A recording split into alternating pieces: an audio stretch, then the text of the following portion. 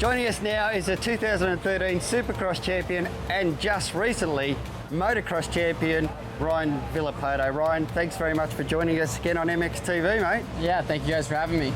Congratulations on the win in the motocross. That's fantastic. 2 championships, mate. Unbelievable. Yeah, the year's been pretty unreal. We had a great Supercross season, and then we're actually here at Elsinore for the last round, but we've already wrapped up the championship. So outdoors went, really well also.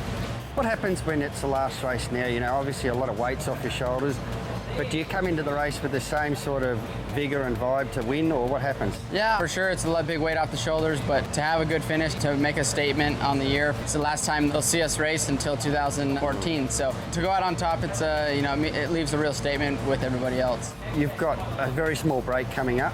What are you going to do on your break off? It's just nice to chill out and not have to go anywhere, not have to travel, not have to be, you got to be here at this time, you got to be here, you got to do this. So, that's probably the biggest thing we're looking forward to during this off season. What do you actually like to do off the bike, mate? What's your specialty off the bike? Is it jet skiing? Is it? We don't get to do a lot, but a little bit in back home in Florida, we have the stand-up jet skis and try to do a little bit of fishing and stuff. But the schedule is so busy that it's hard to kind of get into something and carry it throughout the year. This year, you've been, I think for the last couple of years, you've been looking after little Adam Cincerello. What's it like having someone that young out there? You sort of show him the ropes, or is it a bit of holding back? No, it's good. I think Adam's good to have around, and he is young, and he's just started his pro career, and he'll say, oh, well, that was so much fun, or going out and riding is like just unbelievably fun. And I look at him like, dude, the last thing I want to do is be sitting on the seat, for another moto. It's good to have him around. He's a young guy, and he keeps up keeps everybody in a good mood. When you go out and practice during the week, is it a little bit of fun between him? Do you sort of ham him up a little bit and just show him he's a boss? Yeah, you have to every once in a while. Adam's finding his legs here in the pros, and he's going to be a guy that's going to be really good, I think. So, for me, I'm lucky I'll never have to race him. So, we'll try to help him out as much as we can. Yeah, mate, a real big one is your riding style has really developed over the last couple of years, and I think has changed. It's gone that traditional sort of riding style. Can you tell us a little bit about that?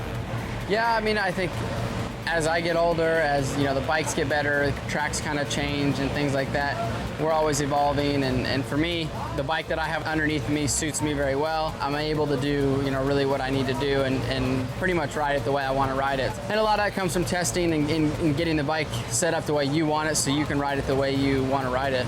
I tend to steer with the rear end more, and it ends up working for me and with my bike very well. Last time we spoke to you, you told me, listen, I reckon 2 to 3 years I'm going to be done. Is that still the plan? All my deals are through 15, and then we can sit back and kind of reevaluate and then, see where we're at. See if we want to keep going. Maybe off-road trucks. If you can ride a dirt bike in the dirt, we should be able to pick it up pretty quickly, yeah. If the other guys are doing it, you should be able to do it. Yeah. Now, obviously, the relationship between yourself and Adam doing really well out there, mate. Championship after championship. Is it still a really hard slog? It's always hard. It's always hard. Even being with a trainer or a person pretty much every day. That tends to wear on you. Yeah. So we have our ups and downs like anybody or any relationship. So, but it's good. It's great to have him in my corner, and he'll be with me until I retire. Well, mate, it's been a pleasure interviewing you again, and really. Thanks very much for taking your time, and hopefully we'll see you next year. All right, guys. Thank you.